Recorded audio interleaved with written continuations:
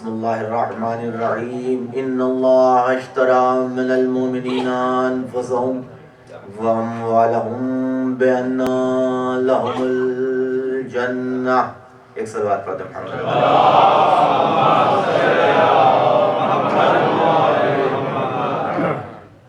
قرآن مجید کی یہ آیہ کریمہ کہ جسے میں نے آپ کے سامنے عنوان کلام قرار دیا ہے، خالق ذو شرف بندوں کے ساتھ، اپنی مخلوقات کے ساتھ ایک معاملہ کرتے ہوئے، ایک ڈیل کرتے ہوئے آواز دے رہا ہے کہ ان اللہ اشتری من المؤمنین انفسهم واموالهم، کہ اللہ خریدار ہے مومنین سے ان کے نفسوں، ان کے مالوں کا. بِأَنَّ لَهُمُ الْجَنَّةِ، یہ جو معاملہ ہو رہا ہے یہ فری کا معاملہ نہیں ہے، بلکہ بِأَنَّ لَهُمُ الْجَنَّةِ، تم جو کچھ اللہ کی بارگاہ میں دے رہے ہو اس کے بدلے میں ہم جو تمہیں دینے والے ہیں اسے جنت کہا جاتا ہے. بِأَنَّ لَهُمُ الْجَنَّةِ، یہ اس کا لطف و کرم ہے، یہ اس کی شان کریمی ہے کہ وہ خالق ہونے کے باوجود، مالک ہونے کے باوجود اپنی مخلوق سے معاملہ کر رہا ہے. آپ غور کیجئے گا کہ خداوند عالم دو چیزوں کا مطالبہ کر رہا ہے اور بدلے میں اور عوض میں وہ شے اس بندے کو عطا کر رہا ہے کہ ایمان رکھنے والا ہر انسان ہر لمحہ جس کا طلبگار ہے، ہر قدم، ہر سانس، ہر عمل، ہر خیر جو اس سے صادر ہو رہا ہے صرف ایک مقصد کے تحت کہ کسی صورت سے جنت حاصل ہو جائے، کسی صورت سے اللہ راضی ہو جائے اور ہم جنتی بن جائیں.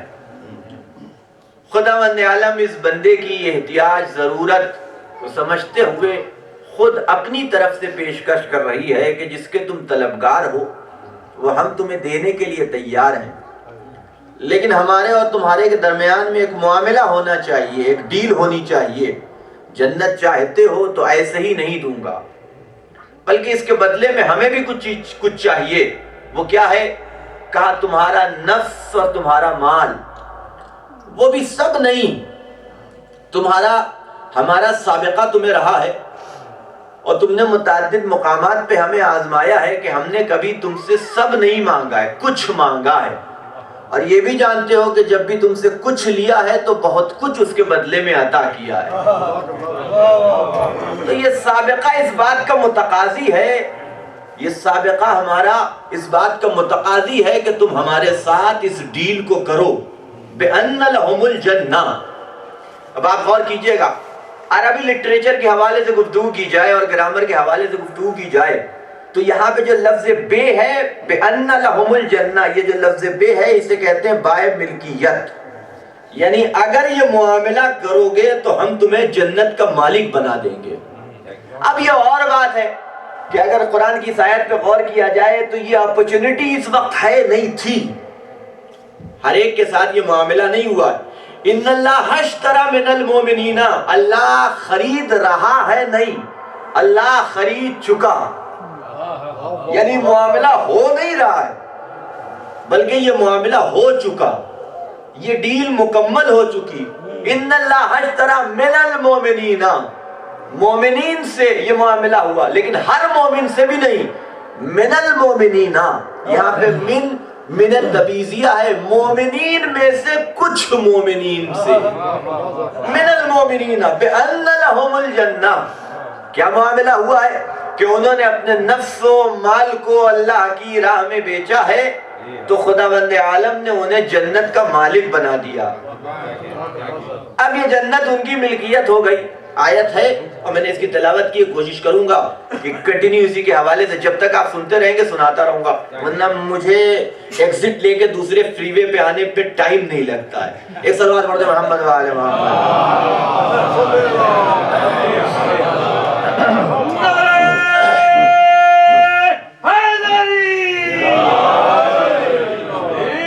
بِأَنَّ لَهُمُ الْجَنَّةِ، اللہ خرید رہا ہے انسان سے جان اور انسان کی مال کو جنت کے بدلے میں. لیکن آپ غور کیجئے گا کہ مالک انسان دو طریقے سے بنتا ہے. کسی بھی شے کا مالک اگر بنتا ہے انسان دو طریقے سے. ایک طریقہ ملکیت یہ ہے اور مالک بننے کا طریقہ یہ ہے کہ آپ کے پاس رقم ہے، پیسہ ہے، آپ بازار میں گئے اور اس کی قیمت ادا کی اور وہ چیز خرید لی. اب وہ قیمت کا مالک وہ بیچنے والا ہو گیا، مال کے مالک آپ ہو گئے. یہ ایک طریقہ ہوتا ہے مالک بننے کا. شرعی اعتبار سے ایک طریقہ اور بھی ہے جو دنیاوی اعتبار سے بھی ہے، لیکن شرعی اعتبار سے اور دنیاوی اعتبار سے ذرا سا فرق ہے اس مالک بننے میں، کہ اگر کسی نے مجھے کوئی شے گفٹ کر دی، کوئی تحفہ دے دیا، بذل کر دیا، کسی نے کوئی شے ہمیں عطا کر دی، کسی نے کوئی شے مجھے بخش دی، تو ادھر وہ بخشی گئی اور ہم اس شے کے مالک ہو گئے. ہمیں حق تصرف اسے حاصل ہو گیا کہ جیسے چاہے اسے استعمال کریں. تو یہ دو طریقے ہیں کسی شے کے انسان کے مالک بننے کے. ایک قیمت دے کے، ایک بخشش کے عنوان سے، عطا کے عنوان سے. لیکن ان دونوں میں ذرا سا فرق ہے. فرق یہ ہے کہ جہاں انسان قیمت دے کے مالک بنتا ہے وہاں بیچنے والے کو حق برگشت نہیں ہوتا. غور کریں میں کیا عرض کرنا چاہتا ہوں. وہاں بیچنے والے کو حق برگشت نہیں ہے کہ وہ بیچنے کے بعد اگر کبھی آپ سے موڈ خراب ہو گیا، اس کا کسی بات پہ ناراض ہو گیا، تو وہ آئے اور آگے کہے اپنا پیسہ رکھو، ہمارا سامان واپس کرو. وہ نہیں کر سکتا. ادھر معاملہ ہوا، ادھر ڈیل مکمل ہوئی، چیز کے مالک آپ بن گئے، قیمت کا مالک وہ بن گیا. اسے حق برگشت نہیں ہے کہ وہ آ کے آپ سے کہے کہ ہمارا سامان واپس کرو، پیسہ اپنے پاس رکھو. نہیں کر سکتا وہ. لیکن جہاں انسان مالک بخشش کے عنوان سے، عطا کے عنوان سے اور بذل کے عنوان سے بنتا ہے، وہاں عطا کرنے والے کو شرعی اعتبار سے یہ اختیار حاصل رہتا ہے کہ وہ جب چاہے اپنی دی ہوئی چیز کو واپس لے لے. اسے یہ اختیار شرعی اعتبار سے رہتا ہے کہ اگر کوئی تحفہ اس نے مجھے دیا، لڑائی ہو گئی، جھگڑا ہو گیا، کہا میرا واپس کرو، دیا تھا میں نے اتنے تحفے تمہیں، اگر وہ چیز بچی ہوئی ہے میں منع نہیں کر سکتا کہ نہیں کروں گا، نہیں، مجھے واپس کرنا پڑے گا. اور کیجئے گا میں کیا عرض کر رہا ہوں. اور اگر نہیں کیا تو میں شرعی اعتبار سے ضامن ہوں. ہے کہ نہیں ہے؟ میں شرعی اعتبار سے ضامن ہوں. اب آپ غور کیجئے گا، اللہ نے دو چیزیں انسان کو عطا کی ہے، ایک جان اور ایک مال. لیکن یہ جان بھی تم نے قیمت دے کے اللہ سے نہیں لیا. غور کریں میں آج کیا کرنا چاہتا ہوں. یہ جو تمہیں جان اللہ نے حیات بخشی ہے، زندگی بخشی ہے، یہ تم نے قیمت دے کے اللہ سے نہیں لیا ہے. یہ جو اللہ نے اپنے لطف و کرم کی بنیاد پہ تمہیں مال دے دیا، اس کا کوئی عوض اللہ کو تم نے نہیں دیا.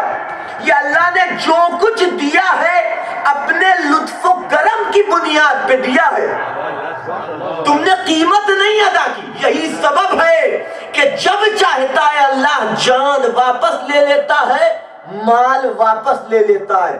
توجہ رکھیے گا، اسے حق برگشت حاصل ہے، تمہیں حق شکوہ نہیں ہے.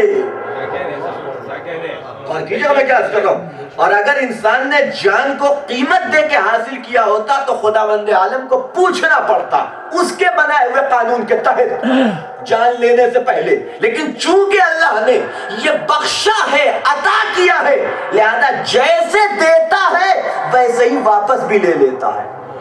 ایک صلوات پڑھتے محمد و آل محمد.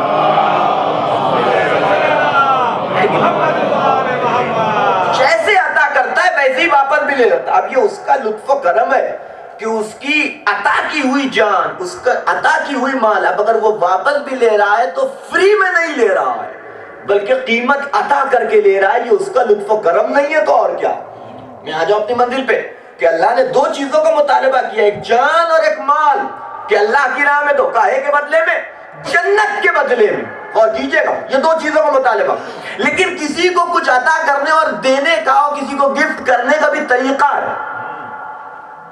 ہے کہ نہیں ہے. ایک طریقہ یہ ہے کہ سامان آپ نے بازار سے خریدا، لائے اور لا کے اسے دے دیا، اسے اچھا لگے گا، ضرورت ہو چاہے نہ ہو. ضرورت ہوگی تو زیادہ خوش ہو جائے گا کہ ضرورت کے تحت اسے ملنے والی چیز ملی ہے.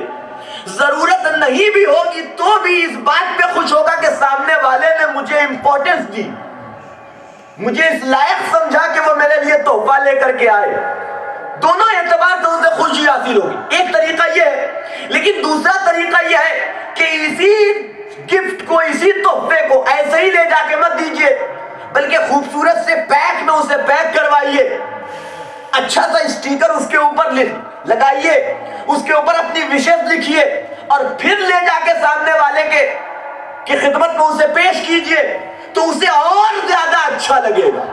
توجہ رکھیے گا کہ یہ دینا بھی جانتا ہے اور دینے کا سلیقہ بھی اسے آتا ہے۔ اور کیجئے میں کیا عرض کروں، صرف دینا ہی نہیں جانتا بلکہ اس کو سلیقہ عطا بھی آتا ہے۔ اللہ نے جان و مال کا مطالبہ کیا ہے، پوری تاریخ اسلام نے نہ جانے کتنے ایسے ہیں کہ جنہوں نے اللہ کی راہ میں جان بھی دی ہے اور مال بھی دیا ہے، لیکن علی ابن ابی طالب جیسا نہ کوئی مال دینے والا نظر آیا، نہ کوئی جان دینے والا نظر آیا۔ یہ توجہ رکھیے گا، دینے والوں نے بہت سے کہ جنہوں نے اللہ کی راہ میں جان بھی دی ہے، اللہ کی راہ میں مال بھی دیا، لیکن علی جیسا نہ کوئی جان دینے والا نظر آیا، نہ کوئی مال دینے والا نظر آیا۔ رکوع میں پہنچے تو مال دے دیا، سجدے میں آئے تو اللہ کی راہ میں جان پیش کر دی۔ ایک صلوات پڑھتے محمد و آل محمد۔ اب اس سے بہتر دعا دے آتا اور کیا ہوتا ہے۔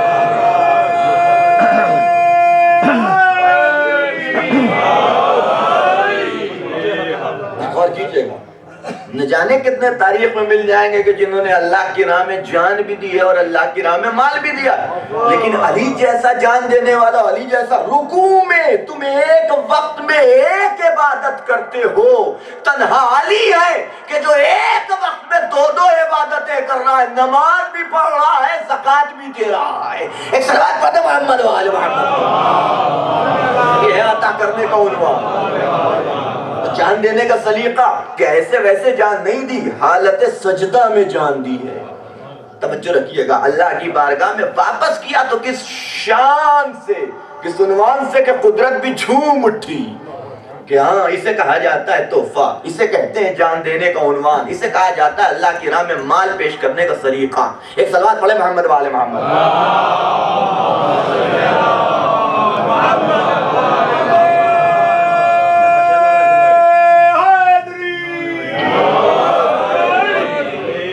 اللہ خریدار ہے مومن سے، مومن کے نفس کا، اس کی جان کا اور اس کے مال کا۔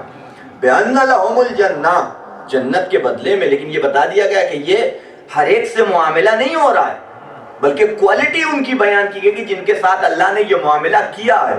يُقَاتِلُونَ فِي سَبِيلِ اللَّهِ، یہ وہ لوگ ہیں کہ جو اللہ کی راہ میں قتال کرتے ہیں۔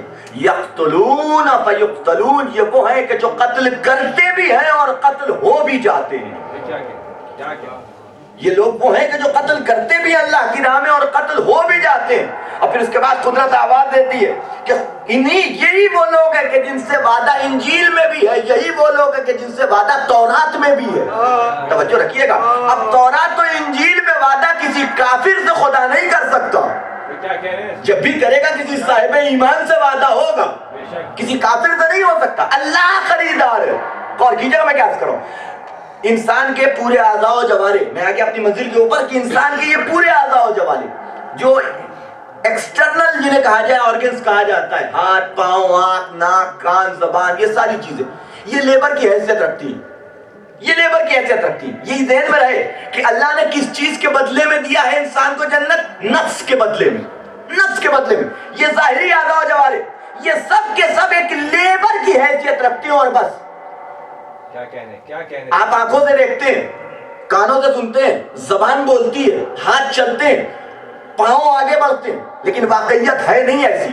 نہ آنکھ دیکھتی ہے، نہ کان سنتا ہے، نہ زبان بولتی ہے، نہ ہاتھ چلتے ہیں، نہ پاؤں آگے بڑھتے ہیں، بلکہ یہ ایک لیبر کی، ان کو کہیں سے آرڈر ملتا ہے تو یہ کام کرتے ہیں، ورنہ آنکھیں کھلی ہو نہیں دیکھتا انسان۔ کیا کہنے نہیں، آنکھیں کھلی ہو نہیں دیکھتا انسان۔ ایسا بارہا اتفاق ہوا ہوگا کہ آپ جا رہے ہیں، اگر آپ کا ذہن حاضر نہیں ہے اور کچھ اور سوچ رہے، سامنے سے گزرنے والا گزر گیا اور آپ کو احساس نہیں ہو، بعد میں اس نے شکوہ کیا میں آپ کے پاس سے گزرا، آپ نے نہیں دیکھا۔ توجہ رکھیے گا، آنکھیں اگر دیکھتی تو آنکھیں کھلی تھی، دیکھنا چاہیے تھا، لیکن آنکھ نہیں دیکھتی، بلکہ کہیں سے آرڈر ملتا ہے تو آنکھ دیکھتی ہے۔ زبان نہیں چلتی کہیں سے آرڈر ملتا ہے تو یہ زبان چلتی ہے، کان نہیں سنتے کہیں سے آرڈر، تو وہ کون سی آرڈر دینے والی چیز ہے؟ دو ہے، نفس تو ہے ہی نہیں، نفس تو کبھی صحیح آرڈر دیتا ہی نہیں، یہ تو مصیبت ہے۔ ایک صلوات ہوگا محمد علیہ دو آرڈر دینے والی چیزیں، ایک کا نام ہے دل، دوسرے کا نام ہے دماغ۔ یہ دو ہیں انسان کے حکمراں، انسان کی اس مملکت کے حکمراں کو، ایک کا نام ہے دل اور ایک کا نام ہے دماغ۔ دونوں کا الگ الگ کام ہے۔ جب بھی کوئی مسئلہ آتا ہے، کوئی چیز آتی ہے، تو سب سے پہلے فائل جاتی ہے دماغ کے پاس، وہ اس پہ غور کرتا ہے، فکر کرتا ہے، ریسرچ کرتا ہے، صحیح ہے کہ غلط، کرنا چاہیے کہ نہیں کرنا چاہیے، فائدہ ہوگا کہ نقصان ہوگا، کس طریقے سے کیا جائے کہ فائدہ حاصل کیا جا سکتا ہے، کیسے کیا جائے کہ نقصان سے بچا جائے۔ یہ ساری تحقیق، یہ ساری ریسرچ، یہ دماغ کا کام ہے۔ اور جب دماغ ریسرچ کر لیتا ہے تب بھی کوئی کام ہو نہیں جاتا، بلکہ اس فائل کو منتقل کرتا ہے دل کی طرف، کہ جہاں جذبات کا بسیرا ہے۔ غور کیجئے گا، یہ جذبات انسان کو آمادہ کرتے ہیں کہ ہاں یہ کام ہونا چاہیے۔ جب تک انسان کے دل میں جذبات نہ آ جائے، کوئی کام عالم وجود میں نہیں آتا، پریکٹیکل کے مرحلوں تک نہیں پہنچتا۔ اور کیجئے گا، تو یہ آرڈر دینے والے تو میرا مطالبہ، اور اسی میں ایک چیز کا نام ہے نفس، تیسری چیز کا نام ہے نفس۔ اگر بات آئی تو میں عرض کروں گا نفس ہے کیا؟ سنتے بہت رہتے ہیں لیکن اس کی ڈیفینیشن بہت سے لوگوں کو نہیں معلوم کہ واٹ از دا نفس، نفس کی ڈیفینیشن کیا ہے، اس کی تعریف کیا ہے۔ تیسری چیز کا نام ہے نفس، ایک کا نام ہے دل، ایک کا نام ہے دماغ۔ تو بات سمجھ میں آئے گی، دل اور دماغ کا کام سمجھ میں آ گیا۔ یہ نفس کا کام کیا ہے؟ سب سے خطرناک چیز کا نام ہے نفس۔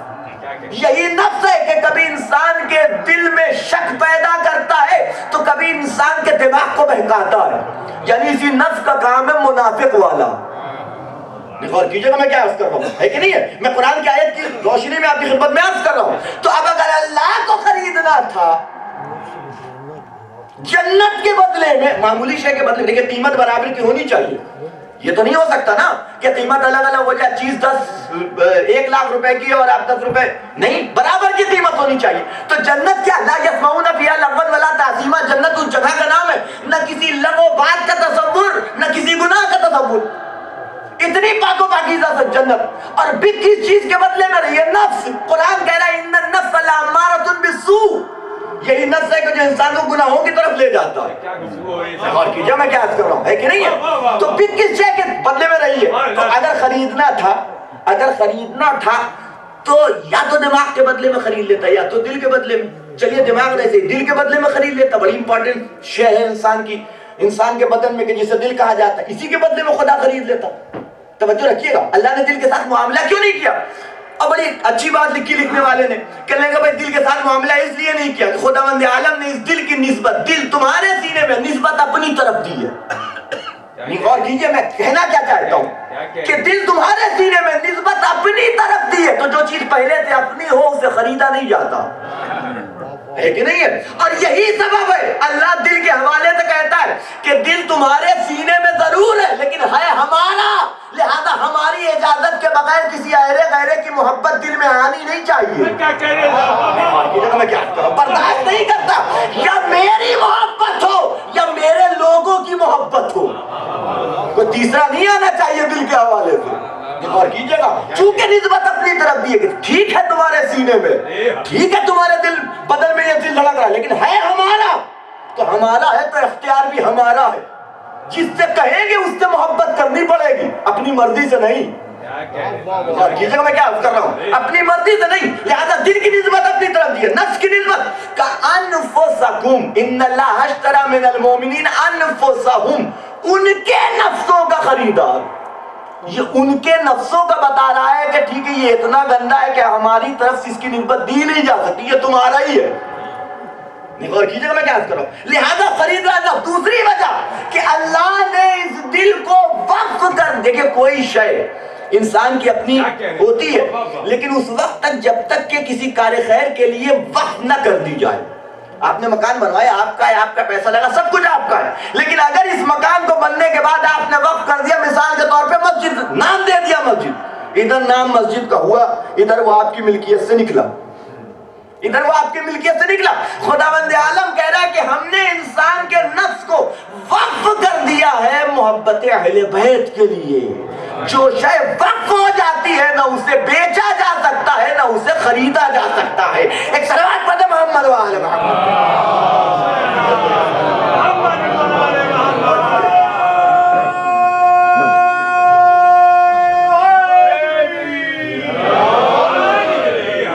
اور کریں نہ اسے بیچا جا سکتا ہے نہ اسے خریدا جا سکتا ہے. تو اللہ خریدار ہے مومن سے مومن کے نفس کا اور اس کے مال کا. کاہے کے بدلے میں؟ جنت کے بدلے میں. اب آپ ایک بار غور کیجئے گا, بہت لمحے فکریہ سنی ہوئی بات ہے, سنی سے مراد یہ کہ آپ متوجہ ہیں اس حوالے سے, لیکن ابھی آپ کے ذہن تک بات پہنچی نہیں. میں عرض کیا کرنا چاہتا ہوں کہ اللہ خریدار ہے مومن سے مومن کے نفس کا جنت کے بدلے میں. غور کیجئے گا, مومن کا نفس بکے گا تو بدلہ کیا بنے گی؟ جنت. اور بس, کتنا بڑا بھی مومن کیوں نہ ہو, ایمان کے کسی درجے تک بھی کیوں نہ پہنچ جائے, اگر اس کا نفس بکے گا تو بدلہ صرف ایک ہے کہ جسے جنت کہا جاتا ہے. اور بس یہی فرق ہے مومن میں اور امیر المومنین میں. یہ میں کیا عرض کر رہا ہوں, ہے کہ نہیں ہے؟ یہی فرق ہے مومن میں اور امیر المومنین میں. جب مومن کا نفس بکتا ہے تو بدلہ بنتی ہے جنت, جب امیر المومنین کا نفس بکتا ہے تو جنت بدلہ نہیں بنتی بلکہ اللہ کی مرضی بدلہ بنتی ہے. ایک صلوات پڑھیں محمد و آل محمد. ہے کہ نہیں ہے؟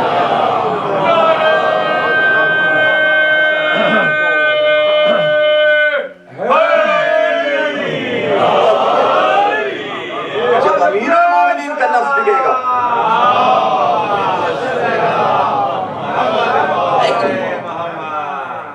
کہ جب مومن کا نفس ایک بدلہ ہے, وہ کیا ہے؟ جنت. اور بس ختم, دوسرا کوئی بدلہ نہیں ہے اللہ نے. یہ ہنڈ ہے اس کی جزا کی انتہا کا نام ہے, وہ ہے جنت, بس ختم. لیکن جب امیر المومنین کا نفس بکے گا, کہیں جنت کا کوئی تذکرہ نہیں. ان اللہ اشتری من المؤمنین انفسهم واموالهم بان لهم الجنہ, وہاں جنت بدلا. لیکن جب امیر المومنین کی باری آئی, ومن الناس من یشری نفسه ابتغاء مرضات اللہ واللہ رؤوف بالعباد. لوگوں میں سے کچھ ایسے ہیں کہ جو اپنے نفس کا معاملہ کرتے ہیں جنت کے ساتھ نہیں بلکہ اللہ کی مرضی کے ساتھ, اللہ کی مرضی کے ساتھ. اور ان دو آیتوں کے فرق کو ملاحظہ فرمائیے گا, ان دو آیتوں کے فرق کو, جہاں سے گفتگو شروع کی تھی میں وہی سے وابستہ ہو گیا. ان دونوں آیتوں کے فرق کو دیکھیے گا کہ وہاں ڈیل اللہ کی طرف سے, پیشکش اللہ کی طرف سے. غور کیجئے گا, ان اللہ اشتری, اللہ خریدار ہے کہ نہیں؟ اللہ خرید, یعنی یہ آیت بتا رہی ہے کہ مومن نہیں گیا اللہ سے معاملہ کرنے, مومن نہیں گیا معاملہ کرنے اللہ سے, بلکہ اللہ خود آیا ہے کہ ہمارے ساتھ معاملہ کر لو. غور کیجئے گا میں کیا عرض کر رہا ہوں. لیکن جہاں امیر المومنین کی بات ہے وہاں اللہ معاملہ نہیں کرنے گیا بلکہ وَمِنَ النَّاسِ مَن یَشْرِی, لوگوں میں سے کچھ ہیں جو اللہ سے ڈیل کرتے, اللہ سے معاملہ کرتے. بھئی ان دونوں آیتوں کا فرق سمجھ میں آیا؟ بھئی مومن کا لفظ بھی بک رہا ہے لیکن پیشکش اللہ کے, بندہ نہیں گیا اللہ سے معاملہ کرنے, خدا آیا ہے بندے سے معاملہ کرنے. لیکن جہاں امیر المومنین کی بات ہے وہاں الٹا ہے معاملہ, بندہ گیا ہے اللہ سے معاملہ کرنے. اور ان دونوں کے درمیان میں بڑا فرق ہے. لیکن جب تک مثال نہیں دوں گا بات واضح نہیں ہوگی. آپ کے پاس کوئی چیز ہے جس کی قیمت 1 لاکھ روپے, کوئی چیز ہے جس کی قیمت 1 لاکھ روپے, مجھے پسند ہے, مجھے چاہیے, لیکن بدقسمتی دیکھیے کہ قیمت ہی نہیں ہے. میرے پاس ایک 10 روپیہ ہے, $10 ہیں, وہ بھی پھٹے ہوئے. That's it. اب آپ سوچئے, پسند ہے, چاہتا ہوں, شوق رکھتا ہوں, ہر اعتبار سے مجھے چاہیے, لیکن کیا کیا جائے, قیمت نہیں ہے میرے پاس. اب آپ نے لگا دیا کہ بھئی یہ ہے, اس کے پر بولی لگے گی, آئیے جس کو خریدنا ہو خرید دے, 1 لاکھ روپیہ قیمت ہے. چاہتا ضرور ہوں لیکن میں ہمت کروں گا, جاؤں اور اسی قیمت لگاؤں. اگر عقل مند ہوں گا تو کبھی نہیں جاؤں گا کیونکہ آس پاس بھی قیمت نہیں ہے. توجہ رکھیے گا, بالکل قیمت نہیں رکھتا. میں جرات نہیں کر سکتا کہ میں جا کر کے آپ کے ساتھ معاملہ کروں کہ یہ $10 میں اپنی چیز دے دیجئے. میں نہیں کر سکتا. کیوں؟ اس لیے کہ آپ کے پاس جو شے اس کی قیمت میرے پاس ہے ہی نہیں. لیکن یہ آپ کو اختیار ہے, یہ آپ کو اختیار ہے کہ اگر آپ چاہیے تو اپنی 1 لاکھ کی چیز $10 کے مقابلے میں بیچ دیجئے، چونکہ مالک ہے آپ۔ یہ توجہ رکھیے گا میں کیا عرض کر رہا ہوں۔ آپ کر سکتے ہیں معاملہ، میں جرات نہیں کر سکتا کہ خریدنے جاؤں۔ غور کیجئے گا میں کیا عرض کر رہا ہوں۔ اللہ جانتا تھا کہ اس بندے کے پاس جنت کی قیمت ہے ہی نہیں، غور کیجئے گا، لہذا خدا خود معاملہ کرنے آ گیا۔ لیکن اگر قیمت ہو میرے پاس، آپ کی 1 لاکھ کی چیزیں میرے پاس قیمت ہوگی، تو میں موج پہ تاؤ دے کر کے اور سینہ ٹھوک کے آپ کے پاس آؤں گا، یہ رکھیے پیسہ، سامان حوالے کیجئے۔ غور کیجئے گا میں کیا عرض کر رہا ہوں۔ اگر قیمت ہوگی میرے پاس، ہے کہ نہیں ہے، تو وہاں بندے کے پاس قیمت نہیں تھی تو اللہ معاملہ کرنے پہنچ گیا۔ لیکن یہاں معاملہ وہ نہیں ہے۔ علی نے اپنے نفس کو دیکھا، اللہ کی جنت کو دیکھا، کہا میرا نفس تو کہیں پاک و پاکیزہ ہے اس جنت سے۔ یہ جنت تم قیمت میرے نفس کی بن ہی نہیں سکتی۔ وہاں خود بندہ پہنچا، اے میرے معبود، یہ ہے میں الطیب الطاہر و پاک و پاکیزہ نفس، دیکھ تیرے پاس کیا اس نفس کی قیمت ہے۔ اللہ نے آواز دی، اتنا الطیب الطاہر ہے یہ نفس، کہ اس نفس کی اگر کوئی شے قیمت بن سکتی ہے تو اسے میری مرضی کہا جاتا ہے۔ اور جہاں مرضی ملکیت ہو جائے، وہاں جنت جزا بن کے نہیں آتی بلکہ وراثت بن کے آتی ہے۔ اس صلوات پر تمام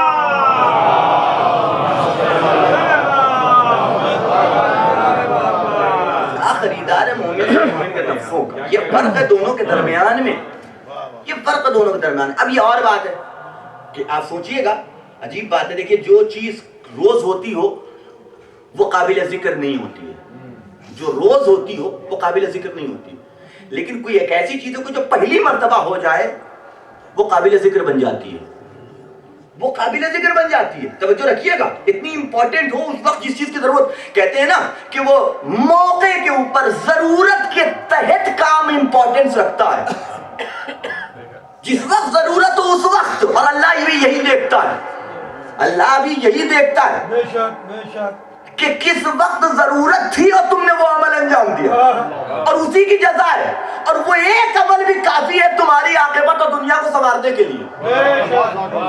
ایک عمل، تاریخ میں واقعات اس طرح کے ہیں کہ میدان محشر میں ایسا، جب میدان محشر سجا ہوگا، ایک شخص پکڑ کے لایا جائے گا، ایک شخص پکڑ کے اوپر سے نیچے تک پورا گناہوں میں ملوث، پورا نامہ اعمال بلیک، کوئی عمل قاعدے کا نہیں جسے اللہ قبول کر لے، اسے جہنم کی طرف کھینچ کے لے جایا جانے لگے گا۔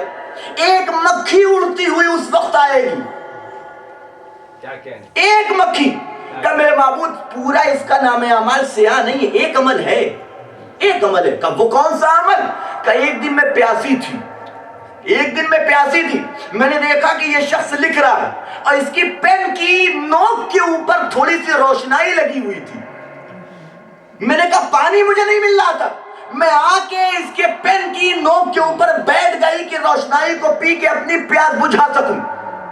اس نے محسوس کر لیا کہ میں پیاسی ہوں، تو اتنی دیر تک اپنے قلم کو روکے رکھا جب تک میں پیاس بجھا کے اڑ نہ جاؤں۔ توجہ رکھیے گا، قدرت نے آواز دی، یہی ایک عمل اس کو بخشوانے کے لیے کافی ہے۔ غور کیجئے میں آج کیا کرنا چاہتا ہوں، تو ایک عمل جو روز ہوتا وہ قابل ذکر نہیں، پہلی مرتبہ ہو اور ضرورت کے تحت ہو جائے تو قابل ذکر۔ علی ساری راتوں کو جاگ کے عبادت کرتے تھے، آیت نہیں آئی، ایک دن حفاظت نبی میں سو گئے تو قرآن نے قصیدہ پڑھ ڈالا۔ اختلاف پر محمد و آل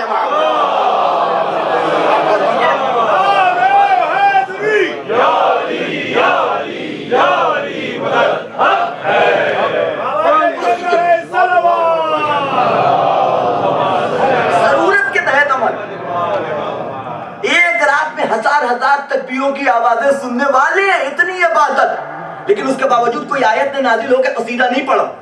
ایک شخص سوئے اور اس شان سے سوئے اور اس عنوان سے سوئے کہ قدرت کو بھی ملائکہ کے درمیان میں مباحث کرنا پڑا. اے میرے ملائکہ, اسی کے مقابلے میں تم نے کہا تھا نا اتجعل فیہا من یفسد فیہا. دیکھو کس طریقے سے ایک بھائی اپنے دوسرے بھائی کے اوپر جان لٹا رہا ہے. وہ علی کہ جو کبھی نہیں سویا, آج سویا تو بڑی شان سے سویا. اور عزیزان گرامی, اب یہ اور بات ہے. دیکھیں دو چیزیں ہوتی ہیں, ایک چیز کا نام ہے محبت اور ایک چیز کا نام ہے نفرت. یہ دونوں بہت خطرناک ہوتی ہیں.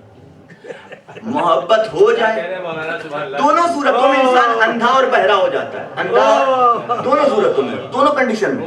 محبت ہو جائے تو بھی اندھا اور بہرا, کچھ نہ دکھائی دیتا نہ کچھ سنائی دیتا ہے کہ نہیں ہے. اور اگر انسان کسی سے نفرت ہو جائے تو بھی انسان اندھا اور بہرا, کچھ نہیں دکھائی دیتا اس کو. اور کیجئے گا میں کیا عرض کر رہا ہوں, ہے کہ نہیں. محبت ہو جائے, بھگتنا تو بعد میں پڑتا ہے نا. خدا نہ خواستہ محبت کامیاب ہو جائے, بھگتنا تو بعد میں پڑتا ہے کہ نہیں. اور عجیب بات یہ کہ جب, یہ یاد رکھیے گا, عجیب بات یہ میں بات کہہ رہا ہوں تھوڑا سا آپ ہنسی چاہے کچھ کیجئے, میرا تو پیغام ہے. اب مجھے اس سے بحث نہیں ہے آپ کس عنوان سے لیتے ہیں. صلوات پڑھیں محمد. اور کیجئے گا, کہنے کو تو سبھی کہتے ہیں کہ محبت کا تعلق دل سے. یقین مانیے جب ہوتی ہے تو دل پہ اٹیک نہیں ہوتا ہے, پہلے ہوتا ہے دماغ پہ اٹیک. توجہ رکھیے گا, یہ عقل اٹیک ہوتا ہے. محبت کامیاب ہو جاتی ہے تب ہارٹ اٹیک ہوتا ہے. ایک صلوات پڑھیں محمد وآل محمد.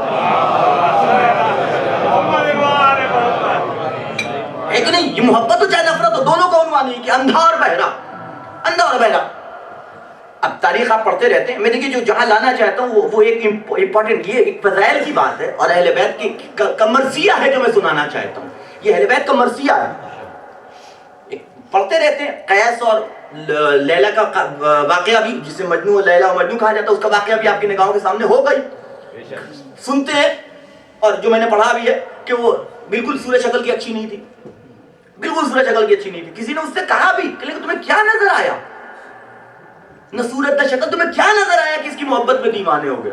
کہا تم اپنی آنکھوں سے دیکھ رہے ہو, میری آنکھوں سے دیکھو. غور کیجئے گا میں کیا عرض کر رہا ہوں, یعنی ہے کہ نہیں ہے. میری آنکھوں سے دیکھو تو تمہیں سمجھ میں آئے گا, اپنی آنکھوں سے دیکھ رہے ہو تو تمہیں کچھ نظر نہیں آ رہا ہے.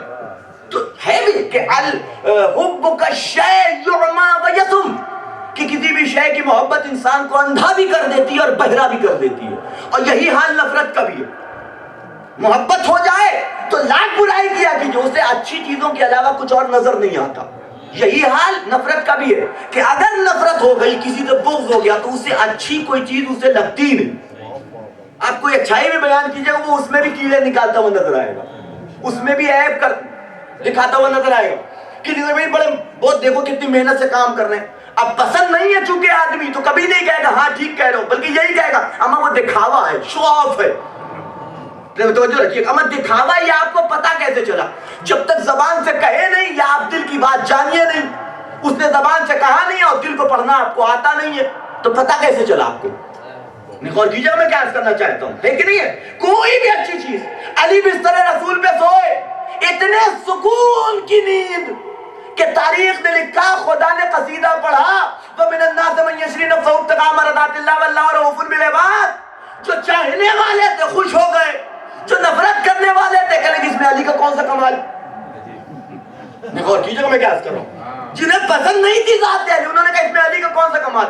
وہ تو نبی چونکہ کہہ کے گئے تھے کہ کل تم میری امانتوں کو واپس کرو گے, تو اسی سے علی ابن ابی طالب نے سمجھ لیا کہ میری جان سلامت رہنے والی ہے.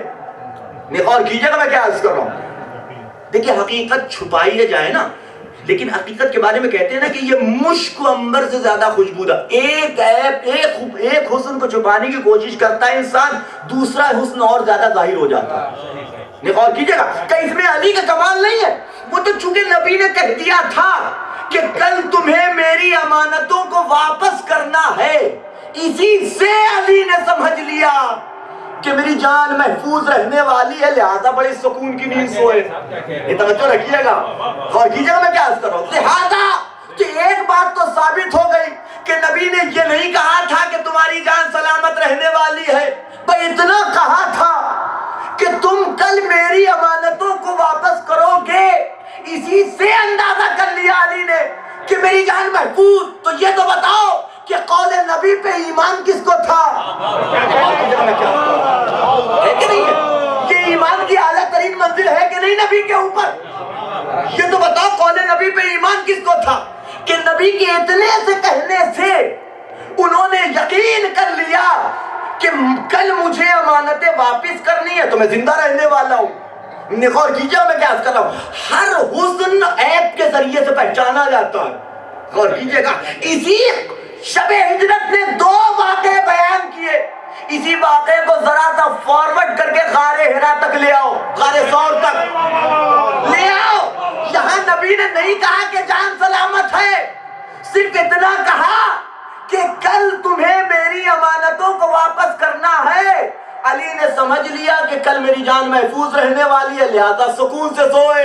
لیکن یہاں غار کا عالم یہ ہے کہ نبی کہہ رہے چپ رہو, ہماری جان پہ کوئی آنچ نہیں آنے والی. پھر بھی رو رہا ہے رونے والا.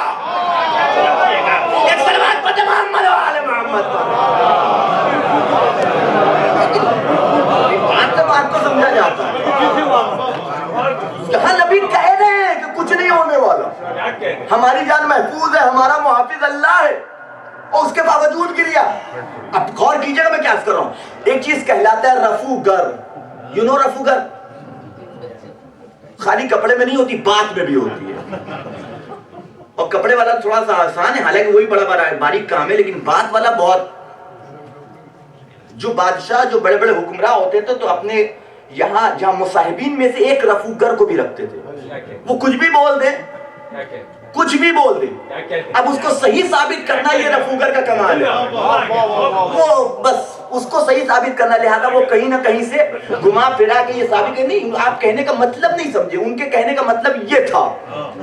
پولیٹکس میں یہی ہوتا ہے, ایک نیتا کچھ بھی, کوئی بھی لیڈر کچھ بھی آگے بن گیا, اب جو ان کے ترجمان ہے وہ آئے کہ نہیں, آپ ان کے کہنے کا مطلب نہیں سمجھے. پوری اسپیچ سنیے تو سمجھ میں آئے گا. توجہ رکھیے گا میں کیا, اسے کہا جاتا ہے رفوگر. اب وہ روئے, نبی منع کرے نہ رو, پھر بھی رو رہے, پھر بھی رو رہے. اب اس وقت تو سمجھ میں نہیں آیا ہے, لیکن بعد کے لیکن چاہنے والوں نے سمجھ کہا بھائی نبی منع کر رہے تھے پھر بھی رو رہے تھے, اب اس کی لیپا پوتی کیسے کی جائے. تو نے کہا نہیں آپ سمجھے نہیں, وہ جان کے خوف سے نہیں رو رہے تھے, بلکہ یہ سوچ کے رو رہے تھے کہ اگر دشمن اندر آ جاتا تو نبی کا کیا ہوتا. ہے کہ نہیں, اگر دشمن اندر آ جاتا تو نبی کا کیا ہوتا. وہ حقیقتاً اپنی جان کی انہیں فکر نہیں تھی, بلکہ شہادت نبی کا سوچ کے رو رہے تھے. یہی تو ستم ظریفی ہے کہ تم شہادت نبی کا سوچ کے رو تو عبادت, ہم فرزند رسول کی شہادت پہ گریا کریں تو بدعت. ایک صلوات پڑھتے محمد و آل محمد.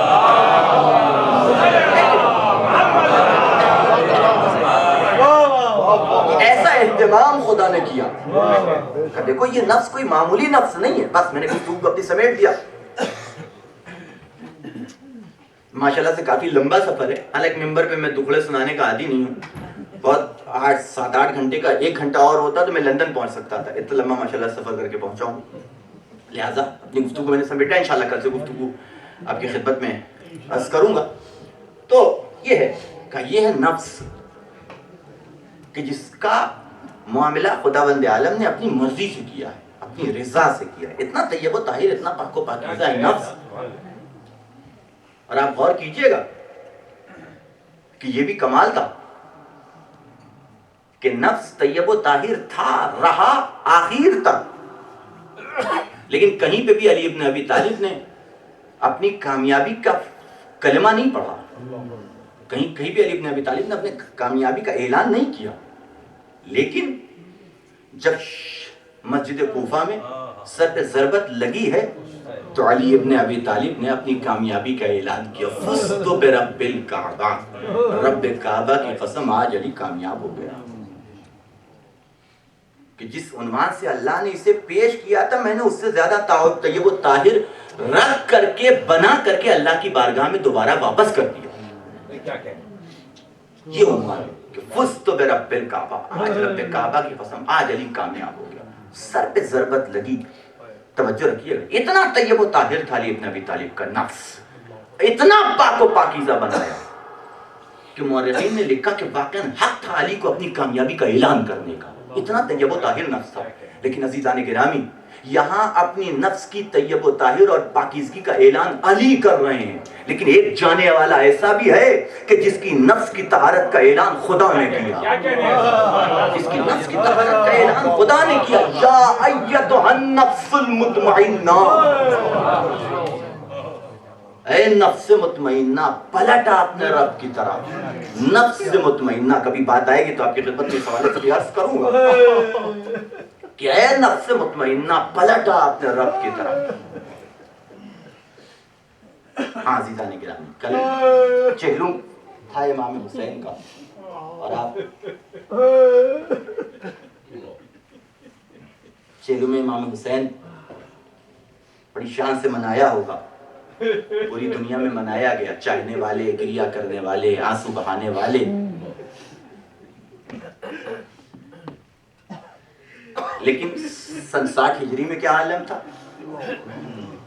کہ جب 10 محرم کو حسین کے سروتن میں جدائی ڈالی گئی اور حسین کا چہلم کیسے منایا گیا. وہ شان بڑی عجیب تھی کہ لاشا بے گور و کفن کربلا کی جلتی ہوئی زمین پہ پڑا ہوا تھا.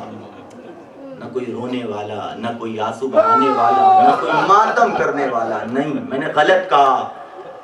رونے والے موجود تھے، زینب جیسی بہن موجود تھی، سید سجاد جیسا بیٹا موجود تھا، سکینہ جیسی بیٹی موجود تھی. لیکن ہائے انہیں رونے کب دیا گیا. رونا چاہتے تھے تو شمر کا تازیانہ تھا کہ جو زینب کو خاموش کرا دیتا تھا. شمر کا تماچا تھا کہ جو سکینہ کو چپ کرا دیتا تھا. وہ کربلا کا ماحول، کربلا کا فن کہ حسین نے جو قربانی کربلا کے میدان میں پیش کی ہے، کہیں تاریخ میں اس کی مثال مل سکتی ہے. محققین نے، جو ریسرچ کرنے والے ہیں، تحقیق کرنے والے ہیں، انہوں نے اس حوالے سے ریسرچ کی کہ ایک انسان کی قوت برداشت کیا ہے، کتنا انسان برداشت کر سکتا ہے. ایک انسان کی قوت برداشت کیا ہے، اس کی کیپیسٹی کیا ہے، اس کی حد کیا ہے. اس حوالے سے باقاعدہ بحث ہوئی ہے کہ ایک جنازہ اگر چاہنے والے کا گھر سے نکل جائے، انسان کئی دنوں تک بے چین رہتا اور اس کی لائف کو روٹین پہ آنے میں وقت لگ جاتا. ایک چہیتا اگر چلا جائے، حسین کی قوت برداشت کیا ہوگی. صبح سے لے کر کے عصر کے ہنگام تک 71 لاشیں، اور ان لاشوں کو حسین نے اپنے ہاتھوں پہ اٹھایا. ایک ایک لاشا جو گنج شریفہ میں لا کے رکھا ہے خود اٹھا کے لائے ہیں حسین. کسی جانثار کو یا کسی اعزا اور اقربا میں سے کسی کو زحمت نہیں دی، اپنے ہاتھوں پہ اٹھا کے لائے ہیں. چاہے وہ مسلم کا لاشا ہو، چاہے وہ حبیب کا لاشا ہو، چاہے وہ زہیر کا لاشا ہو، چاہے وہ بریر حمدانی کا لاشا ہو، چاہے وہ وہب کلبی کا لاشا ہو، چاہے وہ ہلال کا لاشا ہو، جس کا بھی لاشا ہو. قاسم کی لاش کے ٹکڑے خود جمع کیے، علی اکبر کے سینے سے برچی کا پھل خود نکالا، علی اصغر کی قبر خود کھودی، عباس کے بازو خود جمع کیے. اور تاریخ پڑھیے گا، ہر لاشے کو ایسے ہی نہیں حسین نے حاصل کر لیا، بلکہ جتنی مرتبہ حسین جاتے تھے لاش لینے کے لیے، جنازہ لینے کے لیے، جنگ کرنی پڑتی تھی. حسین جنگ کر کے حسین اس لاش کو واپس لیتے تھے اشقیہ سے. جو عنوان تھا حسین کا، صبح سے لے کر کے عصر. آپ سوچئے کتنا بدن کے اوپر حسین کے زخم لگا ہوگا. سوال کر، اب جو روایت میں ہے، میں روایت سے گفتگو نہیں کر رہا ہوں، امام کا جملہ ہے. کسی نے سوال کیا، مولا ایک بدن پہ اتنے زخم لگ کیسے سکتے ہیں، ایک جسم اتنا زخمی ہو کیسے سکتا ہے. امام کی آنکھوں سے آنسو جاری ہو گئے. بھائی تو نے انصاف نہیں کیا. ایک زخم لگتا تھا، اسی پہ دوسرا زخم، اسی پہ تیسرا زخم. حسین ایک تیر اپنے بدن سے نکالتے تھے، وہیں پہ دوسرا تیر. اتنے زخم کھائے ہیں حسین. یہی وجہ تھی نا کہ جب آخری رخصت کے لیے بیٹے سے ملنے کے لیے خیمے میں آئے ہیں اور پھوپھی نے بھتیجے کو غش سے چوکایا، ہے میرے لال اٹھو دیکھو تمہارا بابا تم سے ملنے کے لیے آیا. کوہنیاں ٹیک کے سید سجاد اٹھے، باپ کے چہرے پہ نگاہ ڈالی، سوالیہ نگاہ سے پھوپھی سے سوال کرتے ہیں، پھوپھی اماں یہ کون ہے؟ حسین کا بدن اس قدر زخمی تھا سید سجاد کی پہچان نہ سکے. اپنے خون میں نہائے ہوئے حسین خون میں نہائے ہوئے حسین، اتنا بدن زخمی. اور عزیزو یہیں پہ انتہا نہیں ہوئی، یہیں پہ انتہا نہیں ہوئی. اور پھر اس کے بعد جب میدان کربلا میں آئے تو ہمارے اور آپ کے آخری امام کو مرثیہ پڑھنا پڑا، مرثیہ پڑھنا پڑا. سلام ہو اس پہ کہ جس کا لاشا نہ زمین پہ تھا نہ زمین پہ، بلکہ تیروں کے دوش پہ معلق، تیروں کے دوش پہ معلق. اتنا زخم کہ روایت کے جملے ہیں کائنات کا کوئی بھی انسان ہو، چاہے وہ انبیاء، چاہے وہ مرسلین، چاہے وہ اوصیاء، چاہے وہ ختمی مرتبہ، چاہے وہ علی ابن ابی طالب، ہر ایک کی روح ملک الموت نے قبض کی ہے. لیکن جب اس لاشے تک ملک الموت پہنچے ٹھٹک کے ہٹ گئے. میرے معبود روح قبض کروں تو کہاں سے کروں؟ بدن کا کوئی حصہ سالم ہی نہیں ہے، ٹکڑے ٹکڑے لاشا. خدا نے آواز دی ملکوت ہٹ جاؤ، اب خالق ہے اور مخلوق ہے، معبود ہے اور عبد ہے. یا ایتھا النفس المطمئنہ. اور کیجئے کہ اس قدر حسین کے بدن کے اوپر زخم. اور عزیزو یہی تک بات رہ جاتی تو بھی کوئی بہت بڑی بات نہیں تھی، انسان صبر کر لیتا. شہادت کے بعد سارے لاشیں لا کے جمع کیے گئے میدان کربلا میں. حکم ہوا کہ چلو گھوڑوں کی نال بندی کرو، گھوڑوں کی نال بندی کرو. عزیزو جناب ام لیلہ کے قبیلے والوں نے علی اکبر کی لاش کو بچا لیا، جناب ام المدین کے قبیلے والوں نے عباس کی لاش کو بچا لیا، رباب کے قبیلے والوں نے جناب علی اصغر کی لاش کو، سارے لاشیں ہٹا لیے گئے. لیکن ایک حسین کا لاشا، ایک بہن تھی کہ جو سارے خیمہ پہ کھڑی ہوئی دیکھ رہی تھی، اے عمر صاحب میرے ماجائے کی نال بندی ہو رہی ہے، تو کھڑا ہوا دیکھ رہا ہے. لیکن ہائے ادھر کے گھوڑے ادھر، ادھر کے گھوڑے ادھر. فاطمہ